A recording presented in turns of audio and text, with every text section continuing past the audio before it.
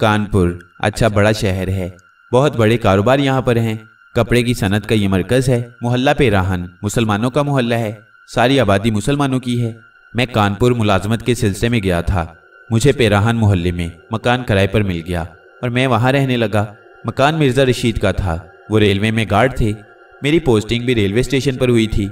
मैं वर्कशॉप का फोरमैन था। मुझे अजमेर से बुलवाया गया था। मेरी ड्यूटी जनरल हुआ करती थी। मिर्ज़ा साहिब की 2 लड़कियां थीं और दोनों जवान थीं। मिर्ज़ा रशीद अक्सर 2-3 दिन गाड़ी पर होते थे। घर बहुत बड़ा था। बड़ी लड़की की उम्र शादी की होकर ऊपर चली गई थी। मैं मिर्ज़ा की बीवी को भाभी कहा करता था। भाभी, रशीदन की शादी कर दो, अब उम्र बढ़ गई है, ज़रा और आगे गई तो बहुत दुश्वारी हो जाएगी। भाभी ये सुनकर रोने लगी। मैंने कहा, भाभी ऐसी क्या बात है कि आप रोने लगी? अरे भैया, उसकी शादी की बात जब भी चलाई नुकसान ही हुआ। 2 दफ़ा तो जिस लड़के से रिश्ता तय किया था उसके हाथ पैर टूट गए और वो ऐसे भाग गए कि लौट कर नहीं आए। भाभी ने बताया। आखिर कौन है जो नहीं चाहता कि रशीदन की शादी हो? मैंने पूछा।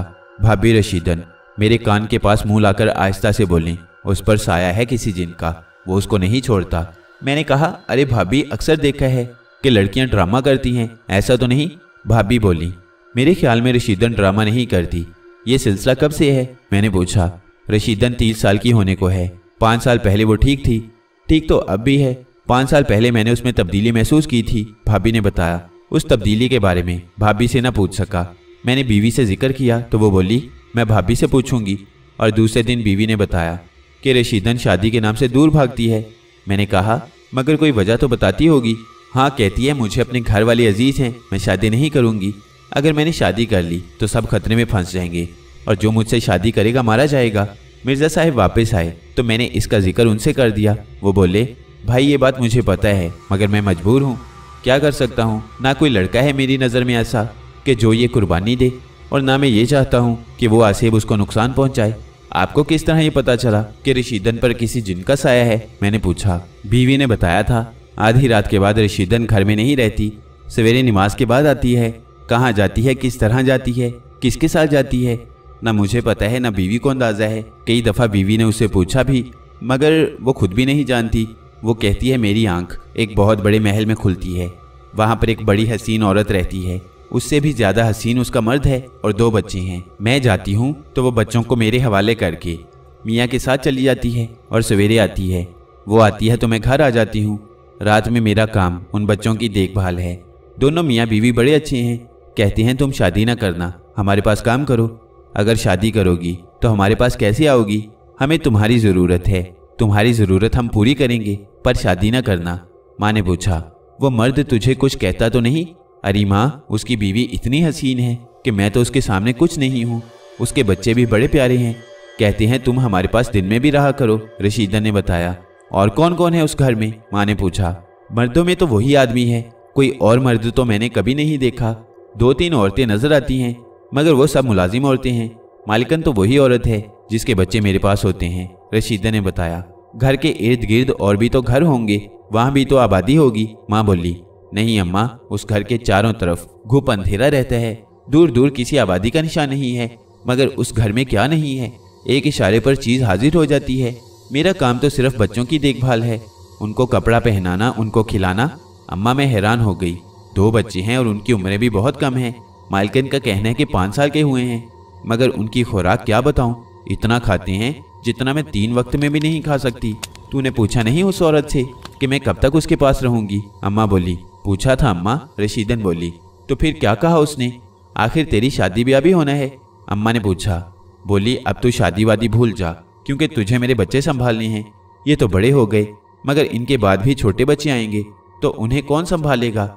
ये सुनकर तो मेरी सिट्टी गुम हो गई। मैं क्या कहती? अम्मा सर पर हाथ मारकर बोली, हाय रशीदन, अब क्या होगा? रशीदन ने बताया कि उस पर खाने पीने पर पाबंदी नहीं है, मगर वो मुफ्त की नौकरानी बन गई है। रशीदन कब और किस तरह उस महल में पहुंच जाती थी, इसके बारे में भी उसको कुछ पता न था। वो मकान कहाँ पर था और कौन लोग थे, वो नहीं जानती थी। रशीदन के हालात मेरे लिए हैरत का बाइस थे। मैंने मिर्ज़ा से कहा, अरे भाई, कुछ बंदोबस्त करो, लड़की को कहीं और भेज दो। ये सुनकर मिर्ज़ा बोले, ये सब मैं कर चुका हूँ अजहर साहिब, मगर ऐसा करने से मुझे और नुकसान हुआ। रशीदन रात को वहाँ से भी चली गई और मेरी ताई, जो कि धूलपुर में रहती है, परेशान हो गई। अब आप खुद अंदाजा करो, कहाँ कानपुर और कहाँ धूलपुर। मगर रशीदन फिर भी चली गई और वक्त पर वापस भी आ गई। मैंने हैरत से कहा, बड़ा मुश्किल मसला दरपेश है, एक तरीका और है मेरे जहन में। मैंने कहा, वो भी बताओ। मिर्जा बोले, रशीदन का जितनी जल्द हो अकद कर दिया जाए, शायद जान छूट जाए। मैंने कहा, यह भी इतना आसान काम नहीं है। पहली बात तो ये कि रशीदन के बारे में बहुत लोगों को पता है कि उस पर आसेब है, कौन राजी होगा। दूसरा, उसकी उम्र ज़्यादा हो गई है। तीसरी, जिस औरत की चाकरी कर रही है वो कब बर्दाश्त करेगी, उसको तो मुफ्त की नौकरानी मिल गई है। मिर्ज़ा बोले, मिर्ज़ा तुम्हारी बातें सब दुरुस्त हैं, मगर इस तरह हाथ पर हाथ रखकर बैठना तो दुरुस्त नहीं है। अरे किसी सियाने का मशवरा लो, किसी मौलवी के पास जाओ, कुछ तो करो। मैंने कहा, तुम कहती हो तो एक दफ़ा फिर कोशिश करता हूँ। मैं पहले भी कोशिश कर चुका हूँ मगर हुआ कुछ नहीं है। ऐसा करो, अनाव चलते हैं, सुना है वहाँ पर मौलवी अब्दुल कुद्दूस ये काम करते हैं, शायद कुछ करें। अनाव कानपुर से 5-6 मील दूर है। हमने वापसी का तांगा किया और रवाना हो गए। मौलवी अब्दुल कुद्दूस के मकान पर पहुंचे। मौलवी साहिब आस्ताने पर मौजूद थे। हमसे पहले 2-3 आदमी थे। हम अपने नंबर पर आस्ताने पर गए। मौलवी साहिब एक तख्त पर बैठे थे। कमरे में लोबान और अगरबत्तियों की खुशबू फैली हुई थी। कमरा बड़ा था और ज़्यादातर कम रोशनी में था। मौलवी साहिब के तख्त पर रोशनी थी। बड़ा रोबदार चेहरा था, गोल चेहरा, भरी भरी दाढ़ी और दाढ़ी पर मेहंदी की गुलकारी, हाथ में तस्बीह, आंखों में सुरमा और आवाज़ में भारीपन उनको रोबदार बना रहा था। हमारे बैठते ही बोले, साइल कौन है? मिर्ज़ा ने कहा, मैं हूँ और एक बड़ी परेशानी में मुब्तला हूँ। मौलवी ने कहा, बयान करो परेशानी। मिर्ज़ा ने कम से कम अल्फाज में रशीदन का मामला पेश कर दिया। मौलवी अब्दुल कुद्दूस ने गौर से सुना। उसकी आंखों में एक चमक पैदा हुई, आवाज़ और भारी हो गई। वो बोले, उस लड़की को हमारे सामने पेश करो। ये बहुत मुश्किल काम है मौलवी साहब। मिर्ज़ा बोले, क्यों मुश्किल है? वो बोले, इसलिए कि उसके जाने का जब वक्त होता है तो उसको रोका नहीं जा सकता। मिर्ज़ा ने कहा, अरे तो दिन में ले आओ, रात को हम रोकेंगे। मौलवी बोले, मौलवी साहब आप ऐसा करें, हमारे साथ चलें, रात मेरे गरीब खाने पर गुजारना और जब रशीदन जाने लगे तो रोक लेना। मैं उसको यहाँ तो नहीं ला सकता। मिर्ज़ा बोले, ठीक है, हम तुम्हारे घर पर रात गुजारेंगे, मगर सवेरे 2 काले मुर्गे और 1 काली चादर तैयार रखना, उस पर कुछ करना होगा। इसके बाद खर्च तो होगा। बोलो, मंजूर है? वो बोले, आप काम करो, मुझे सब मंजूर है। मिर्ज़ा बोले। मौलवी अब्दुल कुद्दूस मौज में आ गए। बोले, लड़की के कमरे में कोई नहीं रहेगा, मैं उसके दरवाजे पर डेरा लगाऊंगा। मेरे नज़दीक कोई ना हो सकता है मुकाबला हो जाए, मगर फिर भी मेरे पास कोई ना आए। मौलवी बोले। रशीदन के कमरे के दरवाजे पर मौलवी साहिब ने दरी डालकर उस पर नई चादर डलवाई और अगरबत्तियां जलाकर बैठ गए। मिर्ज़ा का तो मुझे पता नहीं वो मौलवी के बारे में क्या सोच रहा था, मगर मुझे वो मौलवी नकली लगता था। उसकी नकलो हरकत और आंखें चलाने और हुक्म चलाने के अंदाज मुझे अच्छे नहीं लग रहे थे। ठीक 11 बजे रशीदन का दरवाज़ा खुल गया और रशीदन दरवाजे के दरमियान मौजूद थी। मौलवी साहिब मौजूद थे। बोले, लड़की अंदर जा। मैं कहता हूँ अंदर जा, मगर रशीदन पर असर ना हुआ। वो एकदम आगे आ गई। मौलवी साहिब ने फिर वही कहा, मगर अब के भी असर ना हुआ। मौलवी साहिब खड़े हो गए और चाहते थे कि रशीदन को पकड़कर अंदर ले जाएं कि उनके गाल पर इतनी जोर से थप्पड़ पड़ा कि उसकी आवाज़ पूरे घर में सुनी गई। उस थप्पड़ ने मौलवी साहिब के हाथ पैर ढीले कर दिए। चेहरा सुर्खी से पीलाहट की तरफ आने लगा और वह राह फरार के रास्ते तलाश करने लगे, मगर अब उनकी पीठ पर एक जोरदार लात पड़ी और वह ज़मीन पर गिर पड़े। मुफ्त के बकरे और मुर्गे खाने वाले मौलवी साहिब को आज पता चला कि असल और नकल में क्या फ़र्क है। वो ज़मीन पर इतनी ज़ोर से गिरे थे कि उठना नहीं चाहते थे, मगर किसी ने उनको पकड़कर खड़ा कर दिया और फिर ज़मीन से ऊपर उठाकर दरवाजे के बाहर फेंक दिया। उनके ज़मीन पर गिरते ही रशीदन दरवाजे से बाहर चली गई और मौलवी साहिब दरवाजे पर बेहोश हो गए। उनके जिस्म की बहुत सी हड्डियां टूट फूट गईं। पूरे जिस्म का नक्शा बिगड़ गया। सवेरे तक वो पड़े रहे और सुबह मैंने और मिर्ज़ा ने उनको उनके आस्ताना अनाव पहुंचा दिया। उस वक्त तक उनकी हालत ख़राब थी, मगर आस्ताना पर उन्होंने आंखें खोल दी। मैंने कहा, मौलवी साहब, काले मुर्गे का क्या करें? अरे तुमको मुर्गे की पड़ी है, मेरी हड्डी टूट गई है। मिर्ज़ा बोले, मौलवी साहब ठीक हो जाओ तो ज़रूर आना। फिर मौलवी साहब की आवाज़ फिर न आई। मैं और मिर्ज़ा अनाव से वापस आ गए। रात को मैंने और मिर्ज़ा ने खिड़की से सब नज़ारा किया था। मौलवी के साथ जो हुआ वो भी हमारे सामने हुआ, मगर मौलवी को मारने वाला कोई नज़र नहीं आया। रशीदन ने भी यही बताया। इस वाक़े के बाद मिर्ज़ा साहिब और डर गए। अब बताओ मैं क्या करूं? वो मौलवी तो जिंदा इसलिए बच गया कि मुफ्त के मुर्गे और बकरे खाता रहा था। जिसमें जान थी, मैं इतना कब बर्दाश्त कर पाऊंगा? बात मिर्ज़ा की दुरुस्त थी। इंसान से लड़ सकता है, मगर जो चीज़ नज़र ही ना आए उससे किस तरह लड़ेगा? मार ही खाएगा। मैंने कहा, तुमने खुद देखा था। रात को रशीदन अपने वक्त पर किसी सहरज़दा मामूल की तरह खुद ब खुद दरवाजे पर आ गई थी। उसे नहीं पता था कि वो कहाँ और क्यों जा रही है, फिर भी मार रही थी। मिर्ज़ा बोले, मिर्ज़ा ऐसा ना करें कि किसी माहिर हाजरात से मिलें और उससे पता करें। वो हाजरात के ज़रिए पता तो करे कि आखिर रशीदन जाती कहाँ है। मैंने कहा, तुम जो करना चाहती हो, मेरा कहा मानो ना करो, कुछ फ़ायदा नहीं होगा, क्योंकि जो लोग ये सब करते हैं उनमें ज़्यादातर जाली हैं। वो सिर्फ लोगों की नफ्सियात से फ़ायदा उठाते हैं और मुर्गे खाते हैं। हम किस तरह पता करेंगे कि असली हैं? उनके पास वाकई इल्म है। तुम भी सरकारी आदमी और मेरी हालत तो तुम जानते हो। तुम्हारे कहने पर मैंने इतनी भागदौड़ कर ली, अब और मेरे बस की नहीं है। मिर्ज़ा ने कहा, रशीदन के बारे में पूरे मोहल्ले में सबको पता था, उस पर आसिफ का साया है। मगर ये आसिफ क्या है, ये बहुत कम लोग जानते थे। रशीदन की उम्र ज़रूर बढ़ रही थी, मगर उसकी सेहत और खूबसूरती अपनी जगह बरकरार थी। पहले मैंने भी रशीदन की कहानी पर यकीन नहीं किया था, क्योंकि मैंने तो यही सुना था कि जिन औरतों और लड़कियों पर जिन आशिक होते हैं उनकी हालत चंद दिन में ख़राब हो जाती है। मगर रशीदन ना सिर्फ तंदुरुस्त थी बल्कि और अच्छी हो रही थी। शायद इसकी वजह अच्छी ग़िज़ा थी और वह खुद भी खुश थी। उसकी माँ को परेशानी थी और वो सिर्फ उसकी शादी ना होने पर परेशान थी। रशीदन से छोटी शकूरन भी भरपूर जवान थी।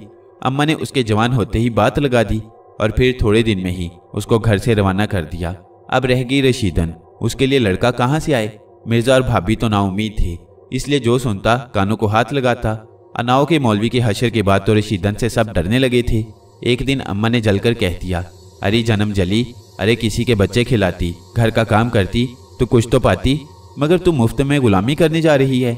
अम्मा की ये बात ना जाने महल में किस तरह पहुंच गई। वो औरत बोली, तेरी माँ की बात दुरुस्त है, तुझे हमने अब तक कुछ नहीं दिया।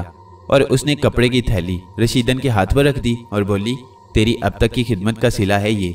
थैली ज़्यादा भारी न थी। सवेरे रशीदन ने वो थैली अम्मा के हाथ पर रख दी और कहा, अम्मा तुम कहती थी ना कि अब तक कुछ ना मिला, तो उस रहमदिल औरत ने ये थैली दी है। अम्मा अंदर कमरे में गई और उसने बिस्तर पर थैली उलट दी। थैली उलटते ही अम्मा की आंखें हैरत से फटी की फटी रह गईं। बिस्तर पर सोने की बड़ी बड़ी डलियां चमचम चमक रही थीं। उसके साथ दो बड़ी तेज रोशनी देने वाले पत्थर पड़े थे। उसने फौरन उन सबको थैली में डाला और ताले में रख दिया। इतना सोना उसने कब देखा था?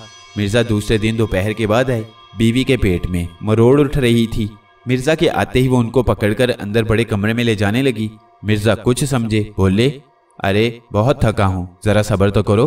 बीवी बोली, अंदर तो चलो। मिर्ज़ा ना समझते हुए भी उसके साथ अंदर आ गए। बीवी ने लालटेन जलाई, क्योंकि उस कमरे में दिन में भी अंधेरा ही रहता था। मिर्ज़ा की समझ में अब तक कुछ नहीं आ रहा था। बीवी ने ताला खोला, संदूक का ढक्कन ऊपर किया और एक रेशमी थैली निकाली। उसका धागा जो मुंह पर लिपटा था खोला और थैली पलंग पर उलट दी।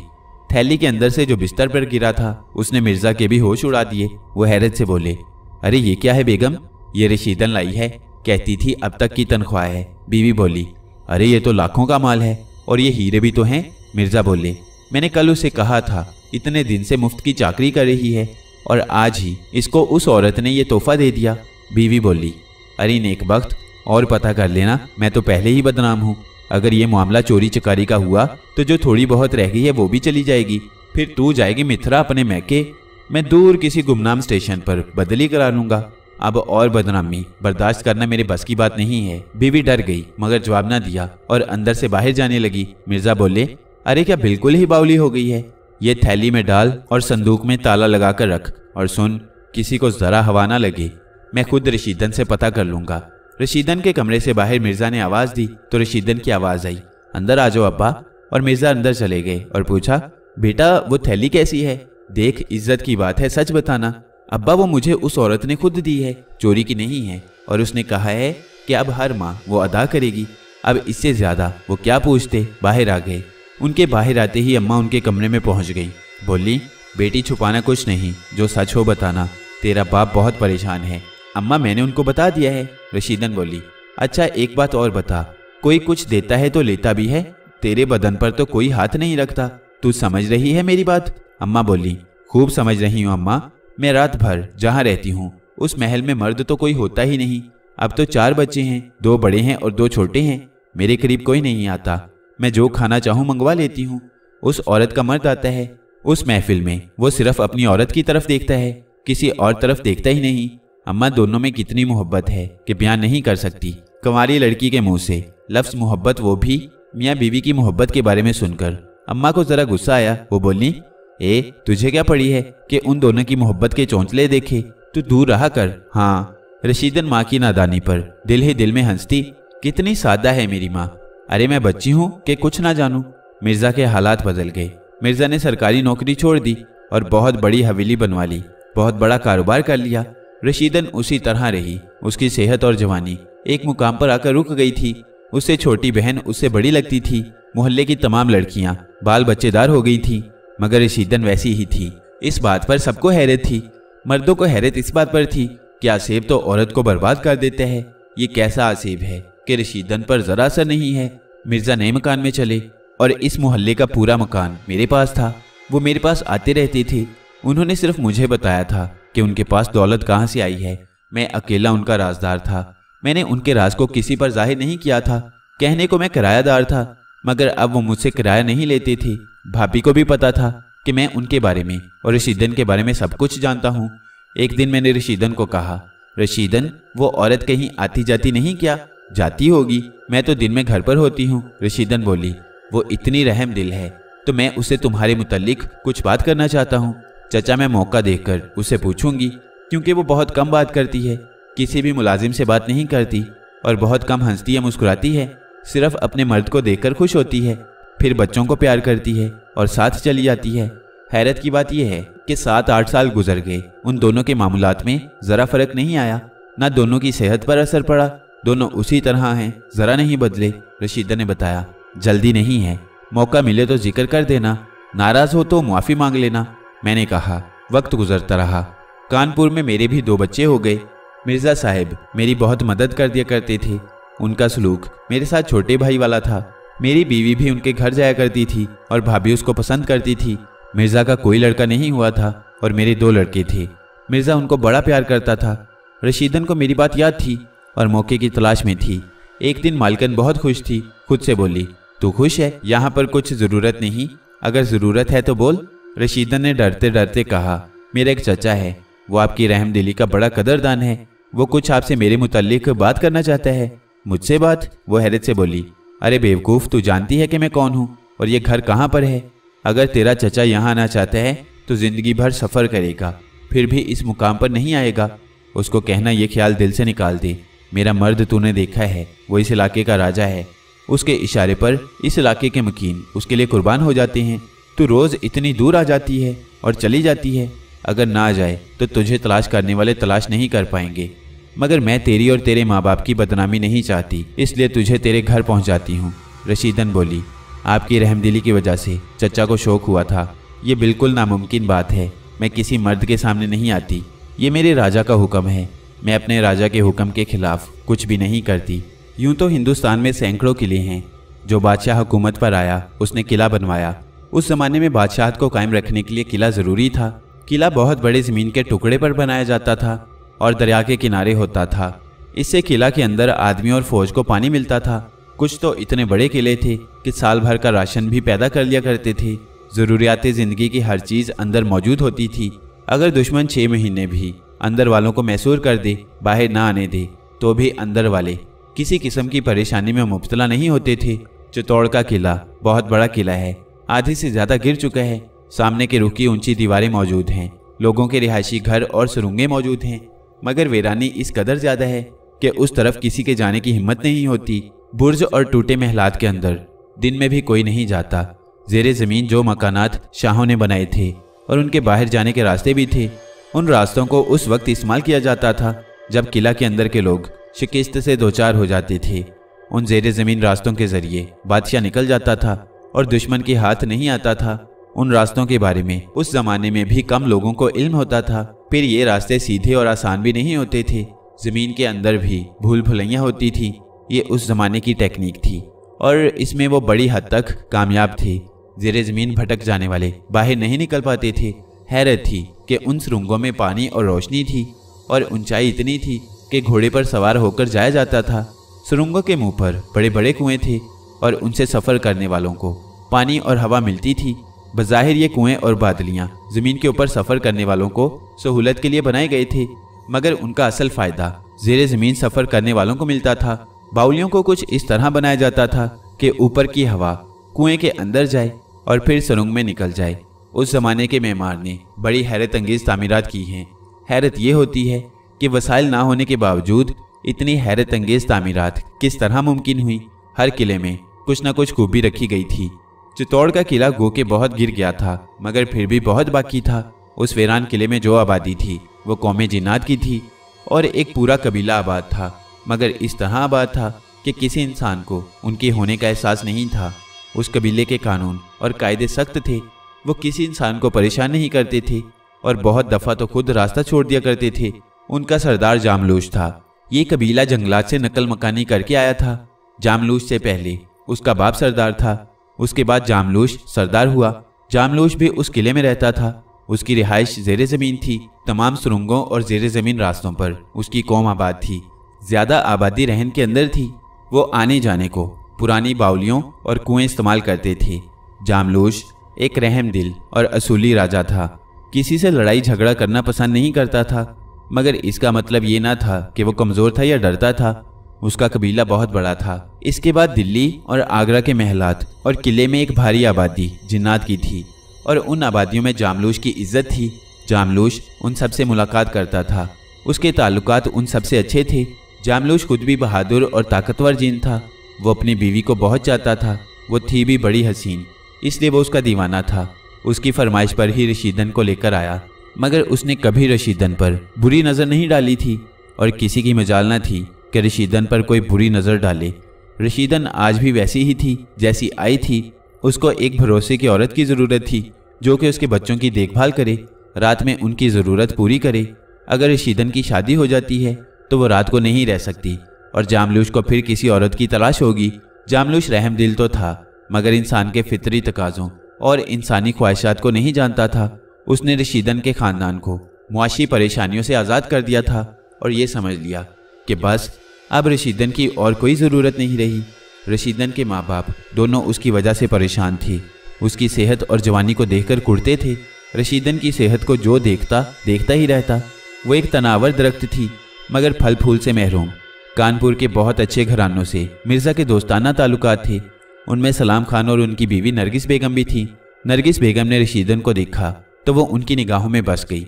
हाय अल्लाह, इतनी अच्छी लड़की मौजूद है और मैं दिलदार मियाँ के लिए लड़की तलाश करती फिर रही हूँ।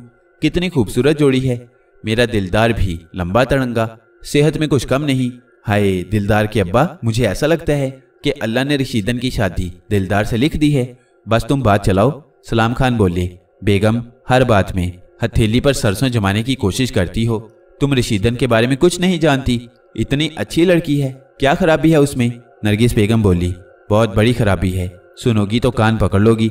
सलाम बोले, अरे बताओ तो पता चलेगा। बेगम बोली, रशीदन पर आसेब है। वो रोज़ रात को उसके साथ चली जाती है।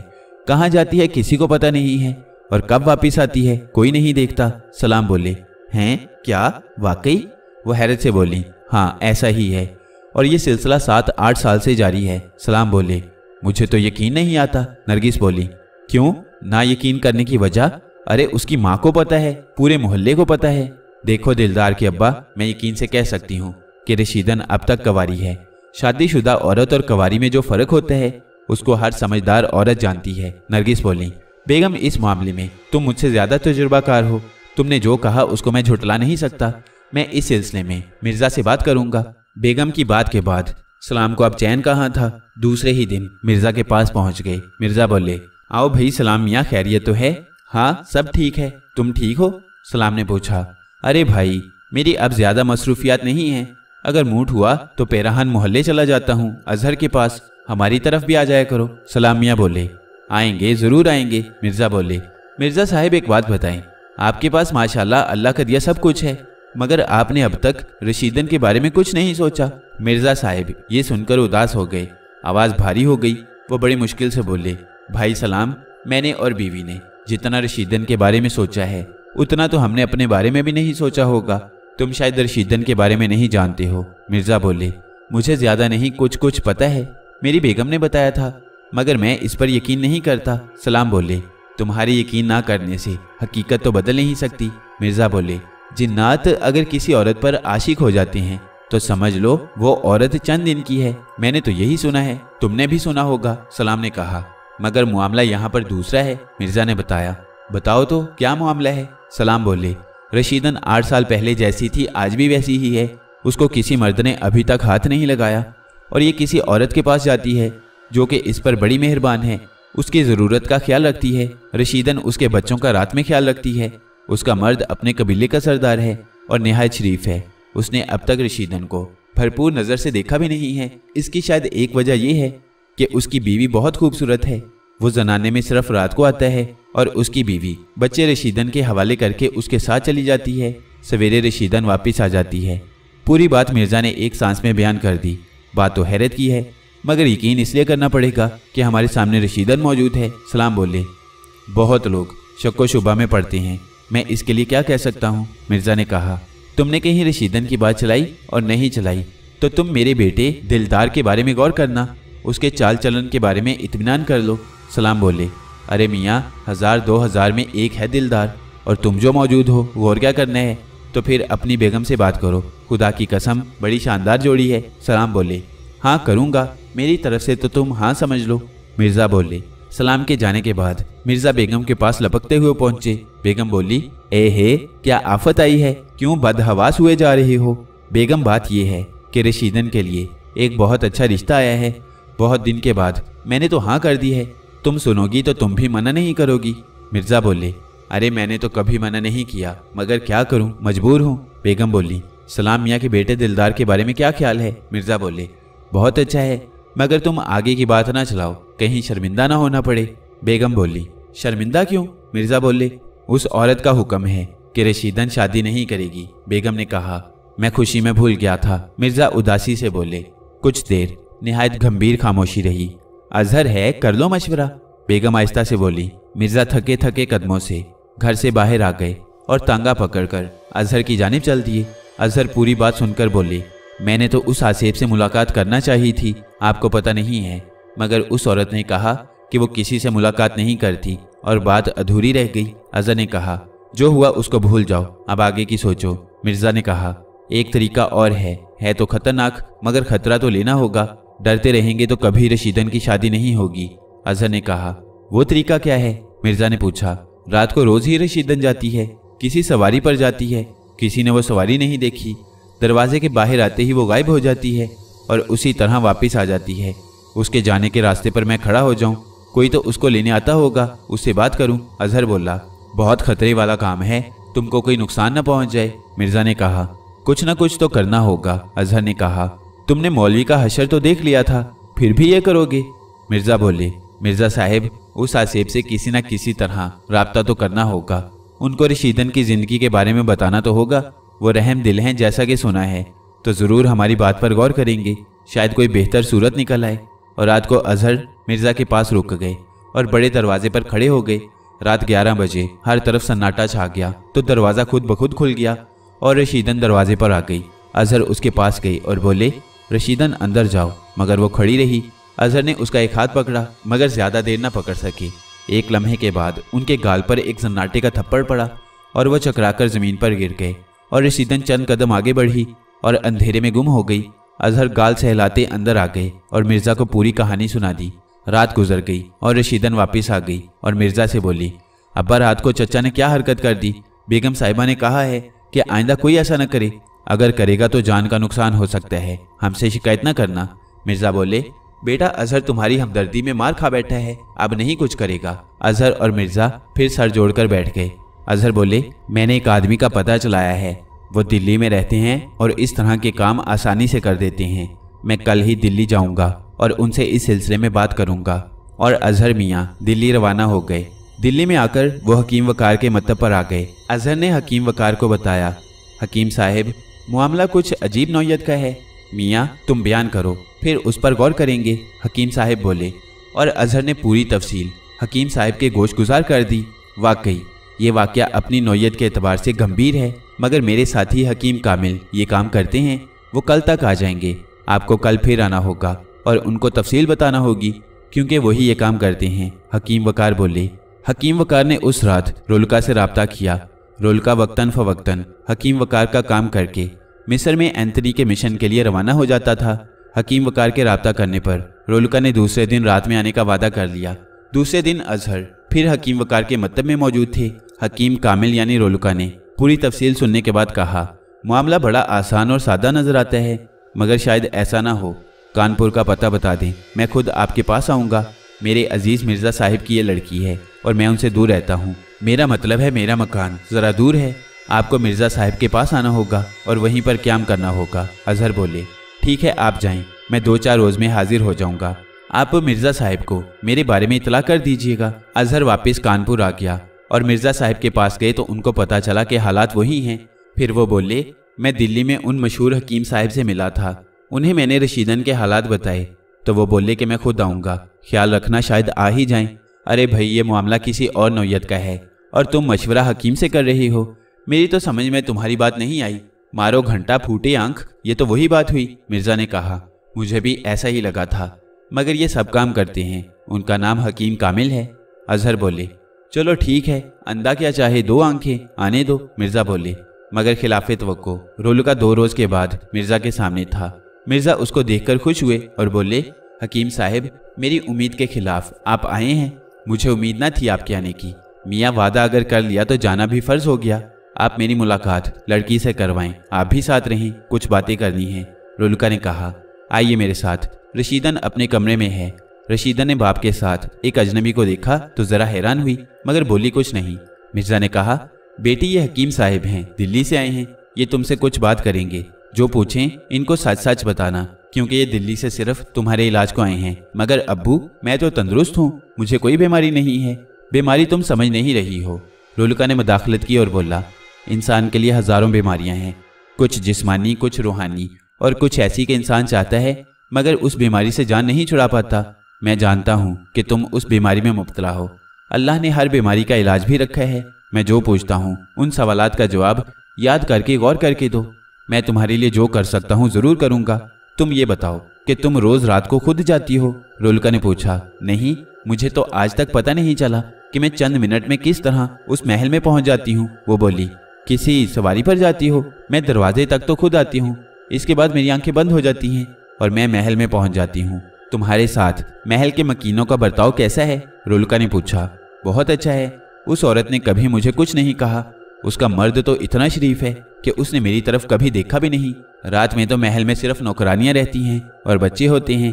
मैं बच्चों के पास रहती हूँ। बच्चों की ग़िज़ा तैयार रखी रहती है। मैं सिर्फ उनको बिठाकर खिला देती हूँ और वो सो जाते हैं, मैं भी सो जाती हूँ। बहुत आसान सा काम है। सवेरे मेरे लिए निहायत उम्दा नाश्ता एक नौकरानी ले आती है और मैं घर आ जाती हूँ। तुम्हें कभी किसी ने जिस्मानी या ज़हनी अजियत पहुँचाने की कोशिश की है? रोलका बोला। नहीं, ऐसा कभी नहीं हुआ। औरत का सिर्फ ये कहना है कि तू शादी न करना, करेगी तो तेरा मर्द मर जाएगा। तू मेरे बच्चों की देखभाल कर और जो तुझे ज़रूरत है बता, मैं तुझे दूंगी। और मर्द क्या कहता है? रोलका ने पूछा। उसने आज तक मुझसे बात ही नहीं की। वो आता है और बीवी को लेकर चला जाता है। कहाँ जाता है मुझे ये भी पता नहीं है। तुमने कभी कोई फरमाइश की औरत से? रोलका ने पूछा। मुझे कभी इसकी ज़रूरत नहीं पड़ी, क्योंकि हर माह वो इतना देती है कि हम सबके लिए बहुत होता है। रशीदन बोली। अब तुम मेरे आखिरी सवाल का जवाब दो।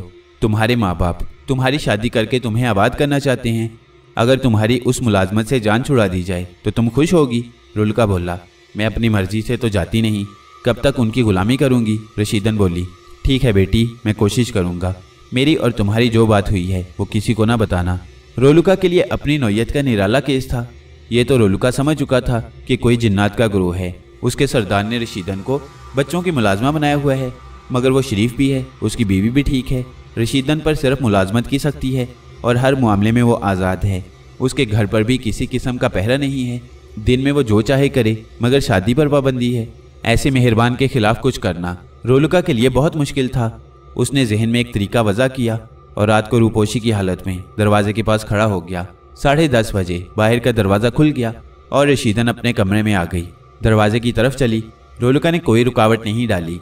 रशीदन के बाहर आते ही रोलका ने देखा कि एक डोली रखी है। उसमें रशीदन सवार हो गई और डोली हवा में परवाज करने लगी। उस डोली के ले जाने वाले बहुत कवि हैकल जिन थे। रोलका उनके साथ था। चंद मिनट के बाद रोलका ने देखा कि ये डोली एक किला के ऊपर थी, फिर एक सुरंग में आ गई। और फिर जेरे ज़मीन एक महल के दरवाजे पर खड़ी हो गई। रशीदन उतरकर अंदर चली गई और डोली वापस चली गई। डोली के कहारों ने और उनके चीफ ने रोलुका को नहीं देखा था। दरवाजे पर किसी किस्म का पहरा नहीं था। रोलुका महल के अंदर चला गया। ये एक बहुत शानदार महल था। उसमें रोशनी भी थी और हवा भी थी। महल के कमरे निहायत कुशादा और ज़रूरी सामान भी मौजूद था। मुलाजमाएं अपने अपने कामों में लगी थीं। कोई किसी से बात नहीं कर रही थी। रशीदन को अपना कमरा पता था, वो उसमें चली गई। रोलुका महल के अंदरूनी कमरे देखता रहा, फिर एक बहुत खूबसूरत कमरे में पहुंच गया। उस कमरे की सजावट किसी मलका के कमरे जैसी थी। दीवारों पर कीमती पत्थर जड़े थे और कमरा जगमग जगमग कर रहा था। एक बहुत बड़े छप्पर कट पर एक निहायत हसीन औरत बैठी थी और उसके सर के पीछे 2 औरतें उसके बालों में कंघी कर रही थीं। उसके सामने 2 झूले रखे थे, उनमें 2 बच्चे सो रहे थे। बच्चे भी औरत की तरह खूबसूरत थे। रोलुका एक कोने में खामोश खड़ा था। वो समझ चुका था कि यही औरत है जिसके बच्चे की खिदमत के लिए रशीदन को लाया जाता है। रोलुका उस जगह का माहौल देखना चाहता था, इसलिए खड़ा रहा। कुछ ही देर गुजरी थी कि उस औरत से भी बढ़कर हसीन मर्द कमरे में आया और सीधा औरत की तरफ गया। उसको देखकर खिदमतगार औरतें कमरे से बाहर चली गईं। मर्द ने बीवी का हाथ पकड़ा और उसको चूम लिया, फिर बोला, मुलाजमा आ गई है, बच्चों को उसके पास भेजो और चलो, देर हो जाएगी, सफ़र लंबा है, चंबल घाटी जाना है, गबानू कबीला में शादी है। 2 औरतें अंदर कमरे में आ गईं और दोनों बच्चों को रशीदन के कमरे में पहुंचा दिया। वो मर्द और औरत एक बग्गी नुमा डोली में सवार हुए और एक तरफ को रवाना हो गए। अब रोलुका का वहां रुकने का काम नहीं था। वो सुरंग से बाहर आ गया और किले के खंडरात की सैर करने लगा। किला गैराबाद नहीं था, जगह जगह जिन्नात की आबादियाँ थीं। ये एक खुशहाल कबीला था। यहाँ के मर्द तंदुरुस्त और औरतें हसीन थीं। बच्चे भी उसी तरह थे। जगह जगह वो एक दायरे में बैठे थे और खुशगपियाँ कर रहे थे। रोलुका वापस चला और उसने पता चला लिया कि ये चित्तौड़ का किला है। तो रोज़ाना कानपुर से चित्तौड़ तक रशीदन आती है और वापस चली जाती है। आम हालात में ये मुमकिन नहीं है, मगर जिन्नात की सवारी और इंसान की सवारी में बहुत फ़र्क है। रातों रात वो कानपुर वापस आ गया और किसी को पता नहीं चला कि रोलुका सारी रात कानपुर से सैकड़ों मील दूर चित्तौड़ में था। मगर इस केस में वो उलझन का शिकार था। वो तय नहीं कर सका था कि वो क्या करे। उसने अंदाज़ा कर लिया था कि कबीला बहुत ताकतवर है, मगर इसके बावजूद झगड़ालू नहीं है, पुरअमन है और इंसानों से दूर वीरान जगह पर आबाद है। उनसे किस तरह बात की जाए। 2-3 दिन वो रशीदन को सिर्फ जाते देखता रहा, उसके साथ ना गया। इसलिए वो तय ही ना कर सका कि आगे क्या करना है। बात मुकाबले की होती तो वो पहल भी कर लेता, मगर लड़ाई किससे करे। बहुत गौर व फिक्र के बाद उसने सरदार जामलूश से मुलाकात करने का प्रोग्राम बनाया। उसको अब पता था कि सरदार का ठिकाना कहाँ है।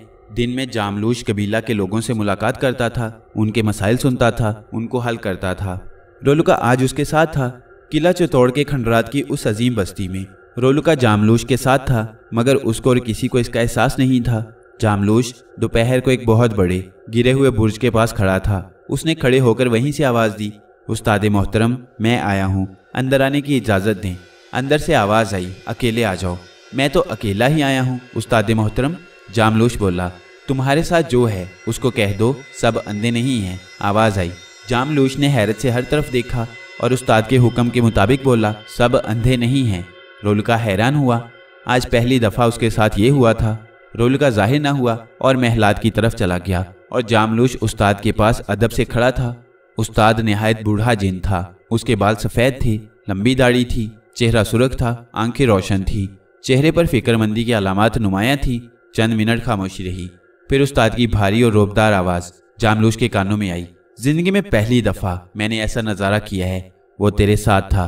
तेरी आंखें उसको देखने से कासिर थी। मैंने भी सिर्फ एक हैवला से देखा था, मगर महसूस पूरी तरह कर लिया था। वो कोई मामूली चीज़ नहीं थी, वो ज़रूर गैर मामूली इंसान था। तेरे साथ क्यों लगा था? तूने कुछ ऐसा तो नहीं किया कि इंसान नाराज़ हूँ और वो तेरे पीछे लग गया हो? उस्ताद ने पूछा। नहीं उस्ताद, मैं और मेरा कबीला इंसानों से दूर रहता है। जामलूश बोला। अच्छा करता है, ये ज़रूरी है। तो बेशक बेहद ताकतवर जिन है, मगर याद रखना, इंसान की ताकत लामहदूद है, मगर उसको अपनी ताकत को इस्तेमाल करने का तरीका पता चल जाए तो कोई उसके सामने नहीं रुक सकता। वो अपनी ताकत का इस्तेमाल नहीं जानता। इसके बावजूद भी कोई ना कोई ऐसा ज़रूर होता है जो जानता है उससे डरने की ज़रूरत है। डरने की ज़रूरत? आखिर क्यों? अगर मेरा किरदार अच्छा है, मैं किसी को सताता नहीं और मेरे कबीले के लोग भी ऐसा ही करते हैं, तो फिर डर कैसा उस्ताद मोहतरम? जामलूश ने पूछा। ये किला जब यहाँ पर ना था, यहाँ पर एक दरिया बहता था। फिर यहाँ के राजा ने उस दरिया का रुख मोड़ दिया और एक बहुत बड़ा और शानदार ये किला बनाया। हजारों सिपाहियों के रहने को मकानात बनाए और उसकी चार दीवारी के अंदर इतना अनाज पैदा होता था कि सबकी ज़रूरत पूरी हो जाती थी। दरिया उसके अंदर से गुजरता था। इस किला ने बड़ी बड़ी लड़ाइयाँ देखी हैं। इसके अंदर और बाहर हजारों सर कलम हुए हैं। मैंने इस किले को पहले दिन से देखा है। ये हिंदू मजहब के राजाओं का मरकज़ था और इसकी वजह से उनकी ताकत थी। हमलावर इसको फतह नहीं कर सकता था, मगर फिर मुसलमान हिंदुस्तान में आ गए और उन्होंने इसकी ईंट से ईंट बजा दी। हिंदू इसको छोड़कर भाग गए और मुसलमानों ने इस पर कब्जा कर लिया। आज ये वीरान खंडर है, यहाँ इंसान नहीं आते। तुम मेरी उम्र का अंदाज़ा करो। मैंने इस किले के अरूजो ज़वाल का ज़माना अपनी आंखों से देखा है, मगर आज जो देखा वो मेरी ज़िंदगी का अनोखा वाक़या है। तुम समझ नहीं सकते, क्योंकि मैंने भी ऐसा इंसान पहले नहीं देखा। उस्ताद ने कहा। उस्ताद मोहतरम, इंसान मर जाता है तो सुना है और तजुर्बा भी है कि उसकी असल यानी रूह दुनिया में भटकती रहती है, क्योंकि उसका जिस्म तो ख़त्म हो चुका होता है। तुमने ज़रूर ऐसी भटकती हुई रूहों को देखा होगा, मगर हर रूह नहीं भटकती। जिस इंसान की दिली तमन्नाएं पूरी ना हो, वो दौलत का पुजारी हो, उसकी रूह ऊपर जाने पर राज़ी नहीं होती और दुनिया में भटकती रहती है। उन भटकती रूहों को जादूगर अपने गंदे उलूम के ज़रिए काबू कर लेते हैं और वो उनकी ग़ुलाम हो जाती हैं। जादूगर उनसे बड़े बड़े काम करवाता है। तुमने ये भी देखा होगा कि बदकिरदार जिन्नात को भी जादूगर कैद करते हैं और वो भी उन जादूगरों के लिए काम करते हैं। उस्ताद ने कहा। उस्ताद, ऐसा भी तो हो सकता है कि आपने जो देखा वो कोई ऐसी ही रूह हो। जामलूश ने कहा। सैकड़ों साल के तजुर्बे को तुम गलत साबित नहीं कर सकते। वो जिंदा इंसान था और है, तुम्हारी बस्ती में मौजूद है। तुम उसके कितने भी करीब हो, तुमको पता नहीं चलेगा। वो तुमको देख सकता है, तुम नहीं देख सकते। यहाँ पर आकर तुम कमज़ोर हो, उसके पास कुछ ना हो, तब भी तुम उसका कुछ नहीं कर पाओगे। उस्ताद ने कहा। तो फिर अगर उससे मुकाबला करना पड़ा तो क्या हिकमत अमली होनी चाहिए? जामलूश ने पूछा। बेहतरीन हिकमत अमली ये है कि उससे झगड़ा ही ना करो, उस्ताद ने कहा। उस्ताद मोहतरम, बाज़ औक़ात ना चाहते हुए भी लड़ाई हो जाती है। जामलूश बोला। तो फिर उस लड़ाई को अपनी ज़ात तक रखना, फैलाने की कोशिश ना करना। ये मैं इसलिए कह रहा हूँ कि तू खुद बहुत ताकतवर है। उसके बराबर है कि नहीं पता नहीं, मगर मैं तेरी मदद को यहाँ पर हूँ। तुझे उसके बराबर करने की कोशिश ज़रूर करूँगा। वो फिर तेरे पास आएगा, उसको ज़रूर तेरी तलाश है। जामलूश बेहद ताकतवर जिन था और वो अपने कबीले का खूबसूरत जिन भी था। उसकी बीवी भी ऐसी ही थी। न जाने कब से वो औलाद की ख्वाहिश रखता था, मगर शादी के 100 साल बाद उसको औलाद हुई थी। जिन्नात की रस्म और तरीक़ों से अपनी औलाद की परवरिश करना नहीं चाहता था। उसको इंसानी तरीके पर परवरिश करना अच्छा लगता था। उसका और बीवी का ख्याल था इस तरह बच्चे इंसानों से भी मानूस रहेंगे और दूसरे कबीले के जिन्नात की तरह इंसान को छूत नहीं समझेंगे। दुनिया में इंसानों के साथ रहने के लिए कुछ इंसानियत की ज़रूरत तो होती है। इसके अलावा वो खुद भी सुलह पसंद था, बिला वजह लड़ाई झगड़ा पसंद नहीं करता था। रोलुका बहुत कुछ समझ चुका था। वो जामलूश से लड़ने के मूड में नहीं था। उसके ख्याल में वो नेक जिन था और उसका उस्ताद तजुर्बेकार था। वो जामलूश के साथ था। इन हालात में अब क्या करना था कि रशीदन की जान छूट जाए और उसकी शादी हो जाए और किसी किस्म का कोई नाखुशगवार वाक़या भी ना हो। जामलूश बीवी की वजह से मजबूर था। उसको एक नौकरानी की ज़रूरत थी। वो रशीदन को छोड़ना नहीं चाहती थी। रोलुका को एक आसान नजर आने वाला केस उलझन में डाल रहा था। आखिर उसने एक फैसला कर लिया और मिर्ज़ा के घर पर पहरे लगा दिए। रात 11 बजे डोली आ गई और रशीदन दरवाजे पर आ गई। पहरेदारों ने 4 कहारों और उसके चीफ को पकड़ लिया और कहा, अब आइंदा ना आना, आओगे तो सज़ा मिलेगी। और डोली खाली वापस चली गई। रशीदन के ना जाने पर जामलूश की बेगम आग बगूला हो गई। वह बिगड़कर जामलूश से बोली, देख लिया तुमने मुरव्वत और नरमी का नतीजा। अरे ये इंसान इस लायक नहीं होता कि इस पर रहम किया जाए। मैंने उसके साथ तुम्हारे कहने से कितना अच्छा सलूक किया था और वो एहसान फरामोश क्या कर रही है? ज़रूर उसने ही कोई कार्रवाई करवाई है। गुस्सा तो जामलूश को भी था, मगर वो बोला, ज़रा सब्र करो बेगम, मैं पता करता हूँ। कर लो पता, और अगर तुमने उसके खिलाफ कुछ ना किया तो मैं अपने भाइयों की मदद लूँगी। तुम तो रुखे दिल्ली के मर्ज में मुब्तला हो, तुम कुछ करोगे नहीं। अरे ज़रा सब्र तो करो, इतनी उजलत ठीक नहीं होती। जामलूश बोला। जामलूश की बेगम का नाम फरखाने था। फरखाने पर भाइयों का असर था, मगर शादी के बाद जामलूश ने उसको अपनी लाइन पर लगा दिया था। मगर खून के असरात और फितरी जोश तो उसमें अब भी वैसा ही था।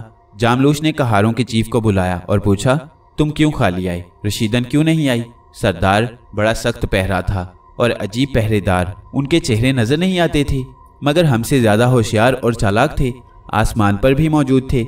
उन्होंने सिर्फ ये कहा, वापस चले जाओ, अब ना आना। आओगे तो नुकसान होगा, सजा मिलेगी। चीफ ने बताया, तुम सब इतने कमजोर थे कि उनसे डर गए। जामलूश ने कहा, सरदार उनकी ताकत का मैंने अंदाजा किया था, वो भारी थे, नुकसान हमारा ही होता। मैंने उनकी बात मान ली। अब जाएंगे तो तैयारी करके जाएंगे, चीफ ने बताया। जामलूश बोला, जाना तो है और रशीदन को लाना भी है, कल रात की तैयारी करो। रोलुका जानता था कि आज की नाकामी जरूर रंग लाएगी। 11 बजे दरवाजे पर डोली आ गई। उसके दरवाजे तक आने में कोई रुकावट न आई। जामलूश ने ऐलान कर दिया था कि कल रशीदन को हर हालत में लाना है। फरखाने ने अपने भाइयों को तलब कर लिया था और अच्छी खासी फौज कुश्ती की सूरत पैदा हो गई थी, मगर वो अपनी ताकत के घुमंड में थे। वो अंदाजा न कर सके वहां पर क्या सूरत हाल पेश आ सकती थी। 11 बजे दरवाजे पर डोली आ गई। उसके दरवाजे तक आने में कोई रुकावट न आई। जामलूश और उसके सालों के हौसले बढ़ गए और वो डोली के चारों तरफ खड़े हो गए, मगर उनकी कोशिश के बावजूद दरवाजा न खुला।